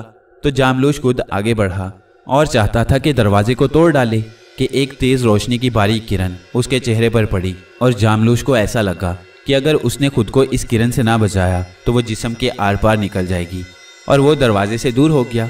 इसके बाद उसका एक निहायत ताकतवर साला आगे बढ़ा और जोश में दरवाजे पर जाकर एक जोरदार लात मारी, मगर ये क्या हुआ, उसका पैर दरवाजे पर चिपक गया और जिस्म से अलग हो गया। वो तकलीफ से धाड़ा, मगर दोबारा उसकी आवाज न आई और जिस्म साकित हो गया। ये देखकर जामलूश और उसके साथी बिफर गए, मगर सवाल था कि वो किससे जंग लड़ें, किसको मारें। दरवाजे तक जाने का इंजाम उनके सामने था। आखिर जामलूश की समझ में नहीं आया तो उसने सबको कहा, सब खामोश हो जाएं, दुश्मन नजर आए तो लड़ाई होती है, अब जरा अकल के इस्तेमाल की जरूरत है। वो दुश्मन को पुकारता रहा, जोश दिलाता रहा, गैरत दिलाता रहा, मगर किसी तरफ से जवाब न आया और रात गुजर गई और जामलूश को वापस जाना पड़ा। नाकाम वापस जाना और फिर जबरदस्त जंग के छिड़ने पर जंग की हौलनाकी ने पूरे कबीले में खलबली मचा दी। फरखाने अलग पेचोताब खा रही थी। अब उसको इंसानों से सख्त नफरत हो रही थी। उसका बस चलता तो वो तमाम इंसानों को मौत के घाट उतार देती। जामलूश अपने उस्ताद मोहतरम के रूबरू खड़ा था। मैं बहुत शर्मिंदा और परेशान हूँ। मेरी नाकामी सिर्फ मेरी नहीं, जिन्नाती कौम की नाकामी है। मुझे रास्ता बताओ उस्ताद मोहतरम, वो कह रहा था। मैंने तुमसे कहा था कि वो गैर मामूली इंसान है। उसने तेरी ताकत के बारे में पूरा अंदाजा कर लिया और दरवाज़ा बंद कर दिया। तुमने ताकत के अंधे नशे में उस दरवाजे को खोलना चाहा और नुकसान उठाकर आ गए। अरे बेवकूफ़, तुमको समझ लेना चाहिए था कि तुम खुद नाकाम हुए। तुमने गौर नहीं किया लड़ाई किससे लड़ने गए थे? किसी ने तुमको दरवाजे तक जाने से रोका। ये उसकी एक चाल थी। तुमको उसने जाल में फांस लिया था, मगर फिर भी उसने जाल का मुंह बंद ना किया और तुम वापस चले आए, वरना तुमने खुद अपने आप को उसके हवाले कर दिया था। तुमको वहां पर जाने की ज़रूरत नहीं थी। सिर्फ एक नौकरानी की खातिर और अपनी बीवी के जोश दिलाने पर तुमने बेवकूफ़ी कर डाली। जामलूश ने उस्ताद मोहतरम की बातों पर गौर किया तो उसे अपनी गलती का एहसास हो गया। उसने गर्दन झुकाकर एतराफ़ कर लिया और कहा, मुझे रास्ता दिखाएं। उस्ताद ने जवाब दिया, तू खुद कमज़ोर नहीं, मामला तेरा है, तुझे ही लड़ना है। अगर इस मामले में किसी और को शामिल करेगा तो लड़ाई ज़्यादा फैल जाएगी। चित्तौड़ के किले से तेरी कौम बेघर हो जाएगी, क्योंकि तेरा दुश्मन तेरी कौम की आबादी देख गया है। वो कुछ भी कर सकता है। इस तरह जो तेरी कौम तुझ पर जान निछावर करती है, तेरे खिलाफ हो जाएगी। तेरे बाप दादा के ज़माने की हुकूमत खतरे में पड़ जाएगी और सिर्फ नौकरानी की खातिर। नादानी की बात है, तेरी बीवी अपनी अनाक की खातिर तुझको और तेरी कौम को दांव पर लगा रही है। मेरा मशवरा है कि उस नौकरानी को भूल जा। अभी कुछ नहीं बिगड़ा, मगर आगे नजर आ रहा है। अपनी बीवी के दिमाग को ठंडा कर और उस नजर ना आने वाले इंसान से दूर हो जा। उस्ताद ने अपने तजुर्बे की रोशनी में मशवरा दिया। जामलूश वापस आ गया और बीवी से बोला, उस्ताद मोहतरम का मशवरा है कि इस झगड़े को यहीं पर ख़त्म कर दिया जाए और नौकरानी को फरामोश कर दिया जाए। तुम अपनी बुज़दिली और कमज़ोरी को छुपाने को उस्ताद का सहारा ले रही हो। तुम जानती हो बेगम कि मैं बुज़दिल नहीं हूँ। मेरे पास मेरे बाप दादा का असासा भी है। इसके अलावा उस्ताद मोहतरम का दस्ते शफ़क़त भी है। मैं जंग से घबराता नहीं हूँ, मगर अंधी जंग करना खिलाफ अकल है। हमने अपने दुश्मन को नहीं देखा, उसकी ताकत का अंदाज़ा हमको नहीं और उसके इरादों के बारे में कुछ पता नहीं। अब जंग तो होगी, मगर पहले दुश्मन के करीब होकर उसके बारे में मालूमात करना लाजमी है। उसकी जासूसी करनी होगी। बेखबर होकर जंग करना अपना नुकसान करना है। तुमने देखा कि अंधे हमले में तुम्हारा एक बहुत लड़ाका तुम्हारा भाई काम आ गया। अब मैं ऐसी गलती हरगिज नहीं करूँगा, जामलूश ने कहा। इस तरह तो सालों गुजर जाएंगे। फरखाने ने कहा, मैंने काम शुरू कर दिया है और एक निहायत होशियार जासूस को लगा दिया है इस काम पर। मगर वो होशियार जासूस पकड़ा गया। उसको रोलुका के सामने पेश कर दिया गया। रोलुका उसके सामने नहीं आया, मगर उसकी आवाज़ जासूस सुन सकता था। तुम जानते हो कि तुम कहाँ पकड़े गए हो? बताओ, किसके हुक्म पर यहाँ आए हो? रोलुका बोला, मैं भटक कर इधर आ गया था, किसी इरादे या प्रोग्राम से नहीं आया था। वो बोला, तुम किस इलाके के रहने वाले हो? रोलुका ने पूछा। मैं ग्वालिया के किले में रहता हूँ। जासूस बोला, देखो, मैं तुम पर जुल्म करना नहीं चाहता। तुम खुद सच बता दो, मैं तुमको छोड़ दूंगा, और अगर नहीं बताओगी तो सजा मिलेगी। और फिर भी तुमको बताना तो होगा। जो सच था मैंने बता दिया, जासूस ने कहा। ठीक है, कुछ देर में तुम खुद बतलाओगे। रोलुका ने जागते उल्लू को इशारा किया, जो जासूस की तरफ बढ़ा। जासूस जिनको जागते उल्लू की शक्ल नजर आई तो उसके बदन पर कपकपी तारी हो गई। हालांकि वो खुद कुछ कम खौफनाक शक्ल का ना था, मगर जागते उल्लू की तो हैयत ही निराली थी। उसको अपना इंजाम नजर आने लगा। वो फौरन बोला, रुक जाओ, मैं बताता हूँ। उल्लू रुक गया तो वो बोला, मैं जामलूश का गुलाम हूँ और उसके हुक्म पर तुम्हारे हालात मालूम करने आया था। रोलुका ने कहा, हाँ, अब तुमने सच्ची बात बताई है। अब तुम मुआफी के मुस्तहिक हो गए हो। ये बताओ, जामलूश कहाँ है? वो अपनी क्यामगाह चित्तौड़ के किले के ज़ेरे ज़मीन महफिल में है और मेरा इंतजार कर रहा है। जासूस बोला, तो फिर तुम आज़ाद हो, मगर याद रखना तुम अकेले नहीं जा रही हो, मैं भी तुम्हारे साथ हूँ। रोलुका बोला। जासूस ने कहा, ठीक है, मुझे क्या एतराज़ हो सकता है। और जासूस के साथ रोलुका रवाना हुआ। चित्तौड़ के किले के नीचे महलात के एक बहुत शानदार कमरे में जामलूश अपनी बेगम के साथ मौजूद था। जासूस ने दरवाजे पर दस्तक दी। दरवाज़ा खुला और जामलूश ने जासूस को देखा तो बोला, तुम जल्द ही वापस आ गए, कुछ काम हुआ? जासूस बोला, मेरी जान पर बन गई थी। मैं अकेला नहीं हूँ, मेरे साथ आपका दुश्मन भी है, आपसे मुलाकात करने आया है। उसकी बात सुनकर जामलूश ने हर तरफ नजरें दौड़ाईं, मगर कुछ नजर नहीं आया। रोलुका उसके सामने खड़ा था और मुस्कुरा रहा था। बोला, तुम अभी अपने उस्ताद की मंजिल से दूर हो, तुमको कुछ नजर नहीं आएगा। पुरसुकून हो जाओ, मैं दुश्मनी करने नहीं आया हूँ, तुमको मशवरा देने आया हूँ। जामलूश ने हैरत से रोलुका की आवाज़ सुनी और बोला, ये कैसी मुलाकात है कि मैं मुलाकाती को देख नहीं सकता और फिर भी मुलाकात करूं? तुमने आवाज़ सुन ली और तुम्हारे लिए ये बहुत है। कितनों ने आवाज़ सुनने की हसरत की और ना सुन सके। सुनो, तुम गलत सिमत में जा रही हो। तुम अपनी मर्जी से नहीं चल रहे। दूसरों के कहने पर चलने वाले अक्सर नुकसान में रहते हैं। तुम एक मुलाजमा के लिए कितनी बड़ी गलती कर रहे हो, तुम जानते हो? रोलुका ने कहा, मैं अपनी बेगम से मजबूर हूँ, उसने अपनी अना का मसला बनाया हुआ है। जामलूश बोला, उसके हुस्न के तुम गुलाम हो, तुम उसके कहने पर चलोगे तो तबाही की तरफ जाओगे, याद रखो। रोलुका बोला। अभी जामलूश ने जवाब नहीं दिया था कि कमरे के अंदर से आवाज़ आई, बुज़दिल दुश्मन, तू क्या समझता है मैं कमज़ोर हूँ? तू हमको डराने आया है? मेरा शौहर अगर बुज़दिल है तो मेरी बरादरी की आबादी है। जामलूश को तू अकेला ना समझना, इसके साथ मेरे बाप की हुकूमत भी है। तू किस किस से लड़ेगा? मैं साल हा साल जंग करने की कुव्वत रखती हूँ, और अगर तू इस जंग से बचना चाहता है तो रशीदन को ले आ, वो मेरी गुलाम है, खुद उसको आज़ाद कर दूंगी। इसके अलावा कोई सूरत नहीं है। अब तू जा सकता है।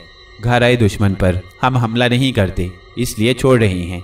रोलुका ने तहम्मुल और सुकून से फरखाने की बात सुनी, फिर सुकून से बोला, मोहतरम औरत, मैं आपको औरत इसलिए कह रहा हूँ कि औरत जज्बात और गुस्से में हो तो अक्ल उससे दूर हो जाती है और वो सिर्फ जज्बात की गुलाम हो जाती है। तुमने एक बहुत मामूली बात को अना का मसला बना लिया है। नौकरानियाँ तुमको और भी मिल सकती हैं। तुमने ज़रा गौर नहीं किया कि इंसानों को तुमने गुलाम बना लिया। तुमने उसकी ज़िंदगी के 10 कीमती साल बर्बाद कर दिए। इंसान की उम्र हज़ारों साल नहीं होती, उसके पास सिर्फ 60-70 साल होते हैं, मगर ख्वाहिशात और आरजुएं बहुत होती हैं। उसकी जवानी बड़ी मुख्तसर होती है। उसी मुख्तसर जवानी में वो औलाद पैदा करता है, अपनी ख्वाहिशात की तकमील करता है और वापस अपने रब के पास चला जाता है। तुम जिन्नात हज़ारों साल की ज़िंदगी के मालिक होते हो। तुमको अंदाज़ा नहीं है कि इंसानी ज़िंदगी का हर दिन उसके लिए बड़ा अहम होता है। तुम नामालूम कब तक इसी तरह रहोगे और रशीदन तुम्हारी गुलामी करते करते अपनी तबई उम्र पूरी करके मर जाएगी। फिर तुम बताओ तुम क्या करोगी, क्योंकि तुम तो 100 साल के बाद भी पैदा करती होगी। जामलूश ने जवाब दिया, मेरे अनदेखे दुश्मन, तुम्हारी बात दिल को लगती है। अंदर से फरखाने की फिर आवाज आई, जामलूश तुम इतने कमजोर हो? इसका अंदाजा मुझे अब हुआ है। तुम इस जंग से हट जाओ, अब ये मेरी जंग है। ए अजनबी दुश्मन, तुम जा सकते हो। रोलुका वापस रवाना हो गया। रोलुका के जाते ही फरखाने दरवाजे से बाहर आ गई। उस वक्त वह सख्त गुस्से में थी। उसका हुस्न हैबतनाक शक्ल इख्तियार कर गया था। वो जामलूश से बोली, तुम निहायत बुज़दिल हो, सरदारी के काबिल हरगिज नहीं हो। मैं अब तुम्हारे पास नहीं रह सकती। मैं जा रही हूँ अपने बाप भाइयों के पास, और तुम देखना कि मैं रशीदन को किस तरह हासिल करती हूँ। और फरखाने अपने चारों बच्चों को लेकर जामलूश की बात सुने बगैर परवाज कर गई। फरखाने का जाना जामलूश के लिए इज्जत का मामला बन गया था। उसने किसी मामले पर कभी किसी से इमदाद तलब नहीं की थी। फरखाने ने बाप को सारे हालात बताए और जामलूश को बुज़दिल करार दे दिया। जामलूश दो तरफ से परेशानी का शिकार था।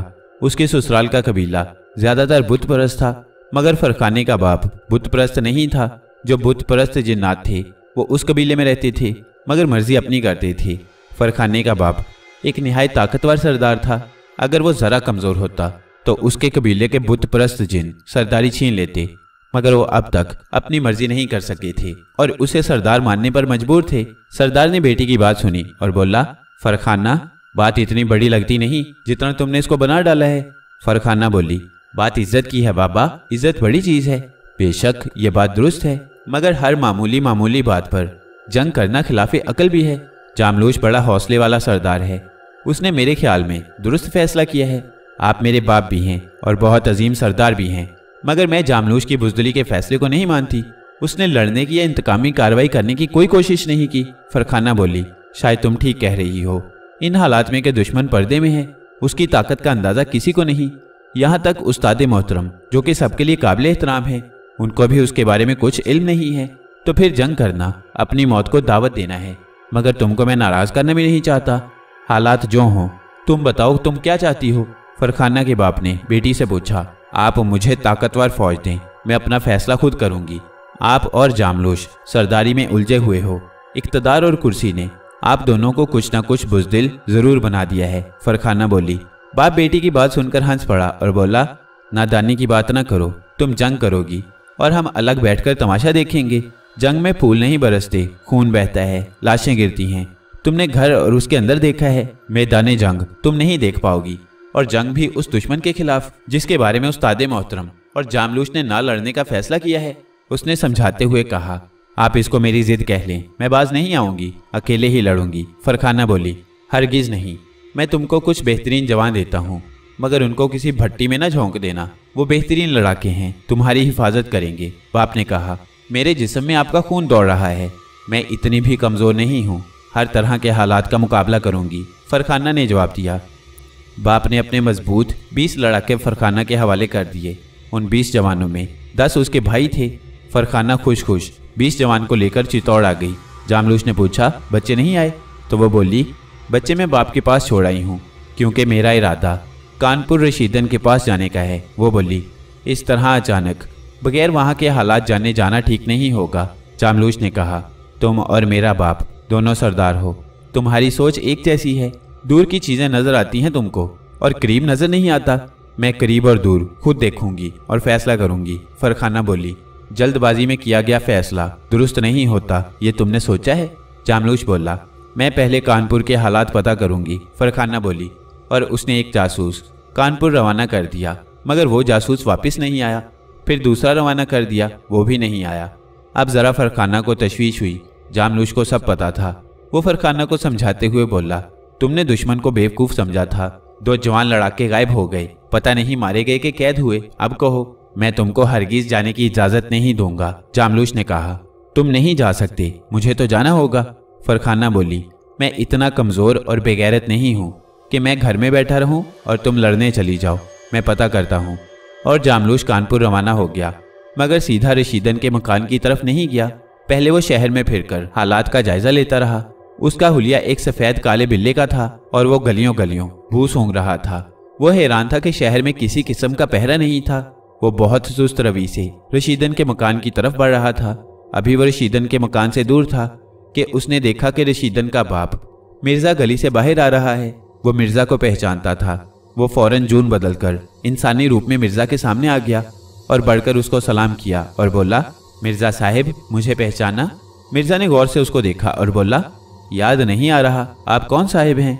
मैं आपके साथ अक्सर ट्रेन में सफ़र करता रहा हूँ, फिर आपने मुलाजमत छोड़ दी। मैंने कई दफ़ा आपसे मुलाकात करने की कोशिश की, मगर आपके घर पर तो बड़ा सख्त पहरा लगा रहता है, आप तक ना आ सका। आप ठीक हैं? जामलूश ने फौरन एक फर्जी कहानी सुना दी। मेरे मुलाकाती सब आते हैं, किसी ने ये शिकायत नहीं की। पहरे का ताल्लुक मैं समझा नहीं, आपने क्या महसूस किया है? मिर्ज़ा बोला। जामलूश खुद अपनी कही बात में फंस रहा था। बोला, अरे मेरा मतलब था, मैं रात में आया था और तुम्हारी गली के कुत्ते, तौबा तौबा मैं डर गया। कुत्ते और मेरी गली में? मियाँ किसी और गली में चले गए होंगे। मिर्ज़ा बोले, शायद ऐसा ही हुआ हो और रात में गलती हो सकती है। इस बिला वजह की गुफ्तगू से जामलूश ने अंदाज़ा लगाया कि पहरा मौजूद है। वो बोला, मिर्ज़ा साहिब, फिर किसी दिन हाजिरी दूंगा, गाड़ी का वक्त हो रहा है, इजाज़त दें। और वो तेज़ी से एक गली में दाखिल हुआ और हवा हो गया। रोलका ने मिर्ज़ा से पूछा, आज तुमको कोई सरे राह मिला था? वो कौन था? अरे हकीम साहिब, मेरे लिए तो अजनबी ही था। मिर्ज़ा ने कहा, वो फिर आएगा, अब के आए तो उसकी खातिर करने को घर ले आए। फरखाना ने पूछा, कुछ खबर मिली? मैं मिर्ज़ा की गली तक जा सका हूँ, एकदम तो उसके घर पर नहीं जा सकता, वहाँ पर जाल भी हो सकता है। जामलूश बोला, अब उसके घर ज़रूर जाना। फरखाना बोली, कोशिश करूँगा। ये तो अंदाज़ा है कि मिर्ज़ा इत्मीनान से बैठा है, ज़रूर उसकी पहरेदारी हो रही है और हमारे जासूस सिपाही गिरफ्तार हुए या मारे गए, ये भी तो खतरे की बात है, उनका भी पता चलाना है। जामलूश बोला, कहो तो मैं चक्कर लगाऊं? फरखाना बोली, तुम ना जाना, तुम्हारे लिए हर चीज़ नहीं होगी, तुम उनकी असलियत और ताकत से पूरी तरह वाकिफ भी नहीं हो, तुम्हारा जाना सख्त खतरनाक होगा। मगर फरखाना को तो बेचैनी थी, बेसब्री थी और उसकी फितरत में हाकिमानापन था। इसकी वजह यह थी कि बाप के घर बाप की इकलौती थी, भाई तो बेशुमार थे मगर वो अकेली थी। शादी के बाद शौहर भी बड़ा सरदार मिला, यहाँ पर भी हुकूमत चलाती रही, उसकी खिदमत को नौकर चाकर उसके हुक्म के मुंतजिर रहते थे। इस माहौल में रहने वाली फरखाना कहाँ बर्दाश्त कर सकती थी कि वो इंतज़ार करे। वो खामोशी से रात को जामलूश को बताए बगैर कानपुर रवाना हो गई और सीधी मिर्ज़ा के मकान की तरफ चली। उसका रूप एक सफ़ेद नागिन का था। मिर्ज़ा के मकान के करीब उसको रुक जाना पड़ा क्योंकि उसके सामने कई खूंखार न्योले आ गए थे। उसकी समझ में फौरन आ गया कि पहरा सख्त है। वो वापस पलटी और चाहती थी कि किसी आड़ में छुप जाए, मगर वो ऐसा ना कर सकी क्योंकि अब उसके चारों तरफ मौत खड़ी थी। अब उसको चोला बदलना ज़रूरी हुआ और वो एक गाय की शक्ल इख्तियार कर गई, मगर जो न्योले थे वो भी बदल गए और गाय के सामने कई भेड़िए अपने नोकीले दांत निकाले खड़े थे और फिर उनकी तादाद बढ़ने लगी। फरखाना ने हर तरह राह फरार की कोशिश की, लड़ने का तो सवाल ही नहीं था, मगर उसको राह फरार न मिली। फिर उसने देखा कि उसको एक तरफ जाने को रास्ता दिया गया और उसको उस तरफ चलने पर मजबूर कर दिया गया। अब तक किसी ने उस तक आने या किसी किस्म का नुकसान पहुंचाने की कोशिश नहीं की थी। अब उसका बहरूप बदलना उसको बेकार लग रहा था। वो अपनी असली शक्ल में भी नहीं आ सकती थी क्योंकि वो जामलूश की पर्दादार बीवी थी। जामलूश एक बड़ा सरदार था और कभी पसंद न करता कि फरखाना अजनबी इंसानों के सामने बेपर्दा हो जाए। वो फिर नागिन का रूप इख्तियार कर गई और न्योलों के इशारे पर एक पिंजरे की तरफ चली। पिंजरे का दरवाज़ा खुला था, उसको अंदर जाना पड़ा और उसके जाते ही दरवाज़ा बंद हो गया और सरदार जामलूश की प्यारी बीवी और सरदार बाप की जिद्दी बेटी कैद हो गई। 2 दिन गुजर गए। जामलूश ये तो समझ गया कि फरखाना की जल्दबाजी और जिद ने ज़रूर उसको मुसीबत में मुब्तला कर दिया है और वो ज़रूर कानपुर मिर्ज़ा के मकान पर गई होगी और वहीं पर उसके साथ कुछ हुआ है। जामलूश जानता था कि मिर्ज़ा का मकान उसके दुश्मन का किला है और शायद फरखाना ने उस किले के अंदर जाने की कोशिश की होगी और उसके फैलाए जाल में फंस गई होगी। यह खतरनाक सूरत हाल थी, उसके प्लान के खिलाफ भी थी। वो किसी दूसरे तरीका पर इस मसला को हल करना चाहता था, मगर फरखाना की उजलत ने उसके लिए बहुत ज़्यादा परेशानियां खड़ी कर दी थी। वो उस्ताद मोहतरम के हुजूर खड़ा था और पूरी सूरत हाल बयान कर रहा था। उस्ताद मोहतरम ने पूरी बात सुनने के बाद फरमाया, आज फिर वही मसला मेरे सामने आया है जो एक दफ़ा पहले भी आ चुका है और इसको भी इस अंदाज में हल करना होगा जिस अंदाज में मेरे मोहतरम उस्ताद ने हल किया था। आज से कई 100 साल पहले भी इंसान और जिन्नात की जंग हुई थी और शायद उसके नतीजे में जिन्नात को सख्त नुकसान से दो चार होना पड़ा कि ऐसा इंसान दरमियान में आ गया जिस पर जिन्नात का बस नहीं चलता था। उसकी ताकत के सामने जिन्नात बेबस थे, मगर उसने इस पर भी जिन्नात को अपनी मर्जी पर नहीं चलाया। उसने कहा, तुम वीराने और खंडरात में रहोगे, तुम्हारी ग़िज़ा इंसानों से अलग है, तुम उनके करीब ना जाओ और उनसे राब्ता ना करो। किसमें इतनी जुर्रत थी कि उसकी बात को ना माने। मेरे दिल में उसकी बातें उतर गईं। मैंने उसको अपना उस्ताद मान लिया। इंसान को इंसान कहते हैं और जिन्नात उसको जिन कहते हैं। वो कौन था, कहाँ से आया था, उसकी बातें आज तक मैं याद करता हूँ। आखिर वो अजीम हस्ती इसके बाद कहाँ चली गई? जामलूस ने कहा, उसके आने और जाने के बारे में कोई नहीं जानता, मगर उसके उसूलों पर जिन्नात और इंसान आज भी चल रहे हैं। जो उसके कायदे को तोड़ता है वो ज़रूर नुकसान उठाता है। मैं तुमसे कहूँ तुम खताबार हो तो बोलो, तुम क्या कहोगे? उस्ताद मोहतरम ने पूछा। आपका हुक्म मैं किसी हीले बहाने के बगैर मान लूँगा। ये बेशक दुरुस्त है कि इस कहानी का आगाज़ मेरी तरफ से हुआ है। रशीदन को नुकरानी बनाने को मैं लाया था और इसके बाद की तमाम बातें मेरी गलती से जुड़ी हैं। आज मैं उस मुकाम पर खड़ा हूँ कि मैं नहीं जानता कि मेरी बीवी फरखाना कहाँ पर है और किस हाल में है। जामलूस ने इतराफ़ किया, मेरी तालीमात का असर तुम पर है। मैं तुमसे नाखुश भी हूँ। तुमसे जो गलती हुई है, ये मादा के लिए नर लड़ता आया है और लड़ता रहेगा। तू कितना भी अक्ले कुल होता, गलती तो ज़रूर करता, मगर कोई बात अक्लो दानिश से दूर नहीं होती। हर मसले का हल ताकत नहीं है। हज़ारों मिसालें हैं कि आदमी ताकत के ज़रिए हालात को ख़राब करता है और गुफ्तगू के ज़रिए बड़े से बड़े मसले को हल करता है। तेरे लिए सिर्फ एक रास्ता है कि तू जंग की बातें और ताकत की बातें ना कर और अपनी गलती को तस्लीम कर। ये तुझे किसी और के सामने नहीं करना। मेरे पास तू मौजूद है। क्या तू अपनी खता को तस्लीम करता है और मेरे फैसले को मानता है? उस्ताद मोहतरम ने पूछा। मेरे बुजुर्ग, मेरे मोहतरम उस्ताद, मैं आपके हुक्म के खिलाफ जाने की सोच भी नहीं सकता। आपका रुतबा बहुत बड़ा है। मैं आपके हुक्म के आगे सर झुकाता हूँ। जामलूस ने गर्दन झुकाकर कहा, तो सुन, खुशखबरी ये है कि फरखाना जिंदा है और इज्जत और एहतराम से रखी गई है जैसी कि वो रहती थी। उसके सामने किसी अजनबी मर्द को नहीं रखा गया। उसकी खिदमत पर मोनस रखी गई है। उससे अब तक कोई सवाल जवाब नहीं किया गया। सिर्फ उसकी वापसी के रास्ते बंद हैं और इंतज़ार किया जा रहा है कि उसकी रिहाई के लिए कोई आए। मगर तेरे लिए वहाँ जाना ठीक नहीं होगा। तेरे लिए मुझे कानपुर जाना होगा। मेरे फैसले तू मानेगा? उस्ताद ने पूछा। मैंने खुद को आपके हवाले कर दिया है। मैं आपके हर फैसले का पाबंद हूँ। जामलूस बोला। तो अब तेरा काम खत्म हुआ, मैं खुद तेरे पास आऊँगा। रोलुका जानता था कि चित्तौड़ में एक ही ऐसा है जो मेरी मौजूदगी को महसूस करता है। वो कोई मामूली चीज़ नहीं हो सकता। रोलुका कानपुर में ही रहा। उसने चित्तौड़ आने की कोशिश नहीं की। जो बात पर्दे की है, पर्दे में रहे तो भरम कायम रहता है। भरम वो पर्दा है जो सिर्फ एक बार कायम होता है। अगर टूट जाए तो दोबारा भरम कायम नहीं होता। मगर बाज़ हालात में हर मुसीबत को खुद बुलाया जाता है और जब आ जाती है कहा जाता है कि मुसीबत आ गई है। अगर मुसलमान है तो अल्लाह की तरफ रुजू करता है, मगर पहले अपनी ज़रूरत की बात करता है, अपनी मुसीबत की बात करता है, फिर सीधा रास्ता पकड़ने की बात करता है। हिंदू है तो किसी बुत पर फूल चढ़ाकर घंटी बजाकर कहता है, प्रभु बड़ी कठिनाइयों में पड़ गया हूँ, मेरा ये काम कर दे, फिर तेरी सेवा करता रहूँगा, तेरे चरणों में पड़ा रहूँगा। गोया यहाँ पर भी पहले अपनी बात करता है। इंसान बड़ा मतलब परस्त होता है। उस्ताद मोहतरम इंसान ही था। उसका सोचने का अंदाज और तर्ज़े ज़िंदगी इंसानों से अलग था, मगर नेकी और बदी के बारे में उसके नज़रियात इंसानों से करीब थे। और जो हज़ारों साल से तरीक़ाकार चला आ रहा था, जब उसकी खिलाफ वर्जी कोई करता था तो मुसीबत आती थी, परेशानी आती थी। उस्ताद समझ चुका था कि कौम जिन्नात पर यह वक्त सख्त है, क्योंकि उन्होंने गलती की है और अपनी इस गलती को ख़त्म करने की बजाय फरखाना ने इसको जारी रखने की भी जिद की है। वो फरखाना या उसके सिपाहियों को छुड़ाने की भी कोशिश करना चाहता था। उसने कानपुर में कदम रखा और रुलका को खबर हो गई। रुलका उसका मुकाम और मर्तबा जानता था, तो ये किस तरह मुमकिन था कि उसके इस्तकबाल को खुद न आए। वो हकीम कामिल के रूप में उसके सामने खड़ा था और उस्ताद मोहतरम चरवाहे के रूप में उसके सामने था। दोनों ने एक दूसरे को परख लिया था, वजन कर लिया था। दोनों अपनी अपनी जगह वजनदार थे। दोनों के नजरियात में हम आहंगी थी। दोस्ती और मोहब्बत के जरासीम थे। दोनों के असल रूप छुपे हुए थे, मगर फिर भी एक दूसरे के बारे में अंदाजे ठीक ठीक लगा रहे थे। दोनों की खामोशी दोनों की जुबान थी। रुलका आगे बढ़कर बोला, मोहतरम दोस्त, मुझे आपका ही इंतज़ार था। उस्ताद ने कहा, तुम साहिब बसीरत हो, इसके साथ साथ साहिब बसारत भी हो। तुम अंदर बाहर हर तरफ देख सकते हो। मेरा तजुर्बा और उम्र मुझे बताती है मेरी ज़िंदगी में तुम जैसे बहुत कम आए। मैं 200 साल के बाद अपने मुकाम से बाहर आया हूँ, सिर्फ अपनी कौम की एक गलती की मुआफ़ी की खातिर। रुलका ने कहा, मैं जिन्नात के बारे में क्या कहूँ, क्योंकि मैं आपसे ज़्यादा नहीं जानता, मगर इंसान के बारे में इतना जानता हूँ कि इब्तदाई तहजीब से देख लें।